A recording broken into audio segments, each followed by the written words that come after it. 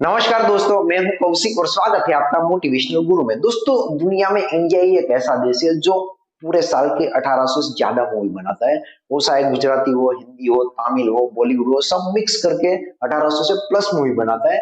उसमें दोस्तों सबसे हैरानी की बात तो वही है कि 15 से 20 ही मूवी ऐसी है जो सुपर हिट जाती है और बाकी सब मतलब फ्लॉप या सुपर फ्लॉप जाती है।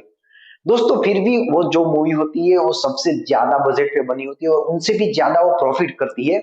वो किस चीज पे करती है जानते हैं आज के वीडियो में, क्योंकि दोस्तों जो बॉलीवुड का मॉडल है वो किस बेसिस पे काम करता है, क्यों होके भी मूवी ज्यादा प्रॉफिट करती है, जानते हैं आज के वीडियो में। क्योंकि दोस्तों आमतौर पे कोई भी बॉलीवुड मूवी बनती है वो 4 स्टेज में बनती है और दोस्तों कोई भी एक व्यक्ति उसको एफोर्ड नहीं कर सकता है, क्योंकि उसमें सबसे ज्यादा पैसा लगता है जो काम प्रोड्यूसर का रहता है। क्योंकि प्रोड्यूसर अकेला एक ऐसा इंसान है जो पूरे मूवी को एफोर्ड करता है फिल्म बनाने के लिए।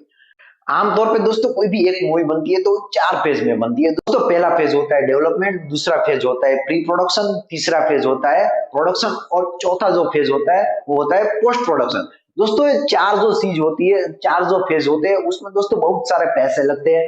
जो भी फिल्म का इक्विपमेंट है उसके ऊपर जो खर्चा होता है वो ये चारों स्टेज में बहुत इतना ज्यादा खर्चा रहता है कि कोई एक व्यक्ति उसको एफर्ट नहीं कर पाता है। दोस्तों पहला जो स्टेज होता है डेवलपमेंट स्टेज होता है। उसमें दोस्तों मूवी की स्क्रिप्ट राइटिंग की जाती है, मूवी की राइटिंग की जाती है, कौन सा म्यूजिक लेना है, कौन सा गाना लेना है, वो सब जो डिस्कशन होता है वो पहले फेज में होता है। जो दूसरा फेज आता है वो है प्री प्रोडक्शन। दोस्तों प्री प्रोडक्शन में दोस्तों कौन से हीरो को लेना है, कौन से साइड हीरो को लेना है, कौन सी हीरोइन को लेना है, दोस्तों वो भी जो डिसाइड होता है वो होता है प्री प्रोडक्शन। और लास्ट जो तीसरा स्टेज होता है वो है प्रोडक्शन। आमतौर पे दोस्तों कोई भी मूवी बनती है तो उसमें प्रोडक्शन जो तीसरा स्टेज है वही सबसे ज्यादा मायने करता है। क्योंकि दोस्तों तीसरा जो स्टेज होता है उसमें मूवी की शूटिंग होती है और कौन सा उसका लोकेशन रहता है, जो कि भी एकोमोडेशन रहता है उसका, जो भी हीरो हीरोइन को खाने क्या देना है, उसका गाना कौन सा रहता है, जो सब जो डिस्कशन होता है वो होता है तीसरे फेज में। और जो चौथा फेज होता है दोस्तों, आमतौर पे जो तीनों फेज से मूवी पास होके आती है तो वो तीनों फेज में मतलब मूवी कंप्लीट होके ही रहती है। और चौथा जो उसका स्टेज होता है उसमें मूवी को विजुअलाइजेशन किया जाता है। उसमें डिजिटल मतलब उसका जो भी पूरे मूवी का जो सार है वो लिया जाता है, उसमें कहाँ पे उसको कटिंग करनी है, कहाँ पे उसको विजुअल इफेक्ट देना है, कहाँ पे उसको साउंड इफेक्ट देना है, वो सब पास होता है चौथे स्टेज में। दोस्तों आमतौर पे चारों स्टेज पास होकर जब मूवी कंप्लीट हो जाती है उसका पूरा खर्च उठाया रहता है प्रोड्यूसर ने। दोस्तों प्रोड्यूसर एक ऐसा इंसान है जो चारों स्टेज में मूवी को प्रोड्यूस करता है, उसके ऊपर जो खर्चा रहता है वो सभी उसके ऊपर ही वो करता है। और चारों स्टेज से पास होकर मूवी जब बन जाती है तब दोस्तों प्रोड्यूसर का काम ये रहता है कि वो खुद अपने मतलब डिस्ट्रीब्यूटर को देने जाए या वो उसको बेच दे। वो दो ही चीज उसके पास रहती है आमतौर पे। मतलब छोटे छोटे जो प्रोड्यूसर रहते हैं, मतलब एग्जाम्पल के तौर पे मैं आपको समझाऊं, कोई 100 करोड़ का मूवी है, 100 करोड़ का मूवी जैसे ही बन गया तो प्रोड्यूसर ने उसको डिस्ट्रीब्यूटर को 200 करोड़ में बेच दिया। वहां से दोस्तों प्रोड्यूसर का सीधा 100 करोड़ का प्रॉफिट हो गया है। और अभी बारी आती है डिस्ट्रीब्यूटर की। दोस्तों डिस्ट्रीब्यूटर जो है वो पैसा कैसे कमाता है। आमतौर पर कोई भी मूवी आप सिनेमा हॉल में या कोई भी स्क्रीन में देखने जाते हो तो उसके ऊपर दोस्तों कई सारे नाम रहते हैं, जैसे कि इरज इंटरनेशनल, फॉक्स स्टूडियो, यूटीवी, ऐसे कई सारे आपको नाम दिखने को मिलते हैं। दोस्तों वो रहते हैं डिस्ट्रीब्यूटर। डिस्ट्रीब्यूटर का काम वही रहता है, वो दोस्तों स्टेट वाइड अलग रहता है। कोई भी स्टेट होता है तो उसका डिस्ट्रीब्यूटर अलग रहता है। जैसे कि गुजरात है उसका अलग है, यूपी का अलग है, एमपी का अलग है। वैसे भारत में जितने भी राज्य है वो सबका डिस्ट्रीब्यूटर अलग रहता है। दोस्तों उसका काम वही रहता है, क्योंकि डिस्ट्रीब्यूटर के पास उसने 200 करोड़ की वो मूवी तो ले ली, तो दोस्तों उसको प्रमोट कैसे करें। बिना प्रमोट का दोस्तों कोई भी मूवी सक्सेस नहीं होता है। तो करीबन सबसे ज्यादा पैसा जो भी डिस्ट्रीब्यूटर है उसके वो प्रमोशन और प्रमोट पे लगाता है, क्योंकि कई सारी उसमें एड में दिया जाता है, कई सारी न्यूज चैनल में दिया जाए, वो पूरी तरह से इतना प्रमोशन करता है कि जो भी छोटी से छोटी फ्लॉप मूवी अगर भी रहेगी ना दोस्तों उसको भी वो सक्सेस बना के उसमें से भी प्रॉफिट कमा लेते हैं। दोस्तों आमतौर पे जो डिस्ट्रीब्यूटर रहता है उसके नीचे कई सारे सब डिस्ट्रीब्यूटर रहता है, उसको मूवी बेच देता है। दोस्तों सब डिस्ट्रीब्यूटर का काम वही रहता है, उसके पास जो मूवी आई है उसको वो सिनेमा घर में पहुंचाता है। दोस्तों वहीं से वो पैसा निकालता है। दोस्तों जैसे वो सिनेमा घर में उसको मूवी को पहुंचाता है तो सब डिस्ट्रीब्यूटर और सिनेमा का जो एक्सिबिटर होता है उन दोनों के बीच दोस्तों कॉन्ट्रैक्ट होता है। आमतौर पे कॉन्ट्रैक्ट पे दोस्तों अलग अलग मतलब डिवाइडेड किया जाए। जैसे कि कोई सिंगल स्क्रीन का थिएटर है तो उसमें कॉन्ट्रैक्ट का साइन अलग रहता है। जैसे कि मल्टीप्लेक्स है उसमें कॉन्ट्रैक्ट का साइन भी अलग रहता है। जैसे कि सिंगल स्टेज में कोई भी मूवी उसको लॉन्च करनी है तो उसमें उसका परसेंटेज भाई रेशियो अलग रहता है। जैसे कि कोई सिंगल स्टेज में कोई मूवी लॉन्च हुई है तो उसमें रहता है 25 वर्सेस 75, यानी कि 100 करोड़ कोई मूवी ने कमाया है तो उसमें 25 करोड़ ही सिनेमा वाले को मिलेगा और 75% जो पैसा रहेगा वो जाएगा सब डिस्ट्रीब्यूटर को। वही रेशियो दोस्तों मल्टीप्लेक्स जो सिनेमा रहता है उसमें अलग रहता है, उसमें दोस्तों वीक वाइज रहता है। जैसे कि पहला वीक चल रहा है तो दोनों के बीच 50-50 का रहेगा। दूसरा वीक जब जब आएगा तब तो उसमें दोस्तों 40 या 50 का रहेगा। और जैसे ही तीसरा वीक चालू होता है तो 30 या 50 का रहता है। बाकी जब तक जो मूवी चलती रहे तो रेशियो वही रहता है। आमतौर पे दोस्तों जहां पे हम टिकट लेते हैं उसको बोलते हैं बॉक्स ऑफिस, और सारे बॉक्स ऑफिस मिला के जो भी कलेक्शन रहता है उसको बोलते हैं बॉक्स ऑफिस कलेक्शन। यानी कि आपसे सुनता है कि बॉक्स ऑफिस में इतना ही मूवी ने कलेक्शन किया। और दोस्तों जो बॉक्स ऑफिस का कलेक्शन रहता है उन पे दोस्तों गवर्नमेंट का एंटरटेनमेंट टैक्स रहता है। वो एंटरटेनमेंट टैक्स बाद होके जो भी कलेक्शन रहता है उसको बोलते हैं नेट इनकम। दोस्तों वो मूवी ने कितना नेट इनकम किया वही दोस्तों प्रोड्यूसर का फायदा रहेगा, वही दोस्तों उसका प्रॉफिट रहेगा। तो दोस्त पहला केस हो गया जो कि जो भी प्रोड्यूसर रहता है वो अपने सैटेलाइट को डिस्ट्रीब्यूटर को बेच देता है और वहीं से वो प्रॉफिट कमाता है। तो दोस्तों दूसरे केस में क्या होता है, जो भी प्रोड्यूसर रहता है वही डिस्ट्रीब्यूटर हो जाता है। जो भी प्रॉफिट डिस्ट्रीब्यूटर को जाना चाहिए वो खुद अपने पास ले लेता है, क्योंकि दोस्तों उसमें रिस्क भी ज्यादा रहता है। इसलिए जो कोई भी छोटी मोटी कंपनी रहती है वो इसमें इन्वॉल्व नहीं होती है। जो भी बड़ी बड़ी कंपनी रहती है वही प्रोड्यूसर ही डिस्ट्रीब्यूटर का काम करती है। जैसे कि धर्मा प्रोडक्शन है, यशराज प्रोडक्शन है, रेड चिली एंटरटेनमेंट है। दोस्तों एक ऐसी कई सारी बड़ी जो प्रोडक्शन इंडस्ट्री रहती है, बड़ा जो प्रोडक्शन हाउस रहता है वही दोस्तों डिस्ट्रीब्यूटर का काम करता है। क्योंकि दोस्तों उसमें उसको पता है, उसको भी उसको मालूम ही रहता है कि कैसे उसको प्रॉफिट मिलने वाला है। उसमें दोस्तों साइड तौर पे डिस्ट्रीब्यूटर का जो काम रहता है, डिस्ट्रीब्यूटर का जो प्रॉफिट रहता है वो खुद अपने पास ले लेता है।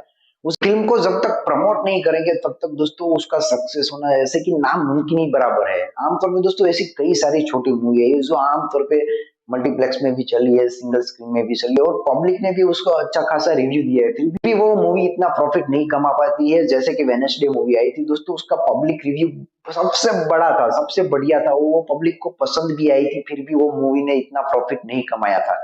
क्योंकि दोस्तों जैसे कि भारत में आप मान ले कि 10,000 जैसे थिएटर है दोस्तों, उसमें से 7 से 8 हजार थिएटर में तो दोस्तों जो बड़ी मूवी रहती है वही रिलीज होती है। छोटी मोटी मूवी को जगह ही नहीं मिलती है तो दोस्तों कैसे प्रॉफिट कर पाएगी। जो पब्लिक तक मूवी पहुंच ही नहीं रही है तो दोस्तों उसका सक्सेस होना नामुमकिन ही है।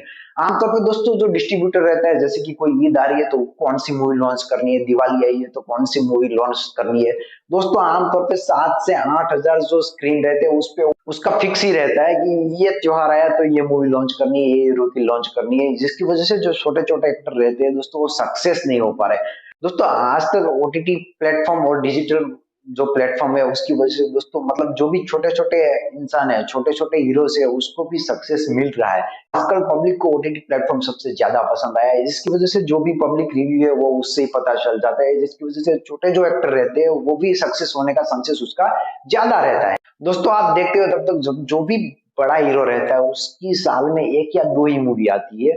उसकी कंपेयर दोस्तों अगर छोटे हीरो से की जाए तो छोटे हीरो जो मूवी बनाता है वो 5 से 6 बनाता है, फिर भी जो बड़े हीरो रहते हैं उसका प्रॉफिट सबसे ज्यादा होता है। 1 या 2 फिल्म में दोस्तों वो इतना पैसा कमा लेता है, छोटा हीरो सोच भी नहीं सकता है। दोस्तों ये कैसे पॉसिबल होता है, क्योंकि जो भी बड़े बड़े स्टार है जैसे कि शाहरुख खान है, सलमान खान है, अक्षय कुमार है या आमिर खान है, जितने भी बड़े बड़े स्टार है दोस्तों वो अपनी मूवी का फीस का पैसा नहीं लेते हैं।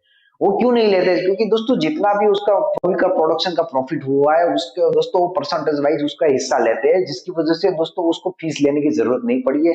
जैसे कि सलमान खान की एक मूवी आई थी सुल्तान, दोस्तों सूत्रों के अनुसार वो कहा जाता है कि यशराज फिल्म के साथ उसने दोस्तों जो भी प्रॉफिट रहता है उसमें परसेंटेज वाइज उसने हिस्सा मांगा था। जैसे कि वो फिल्म ने दोस्तों 500 से 600 करोड़ कमाए थे दोस्तों, उसका 50% भी आप मान लो सब एंटरटेनमेंट टैक्स बात करके तो भी फिल्म में एक फिल्म का सलमान खान को करीबन 100 करोड़ मिला था।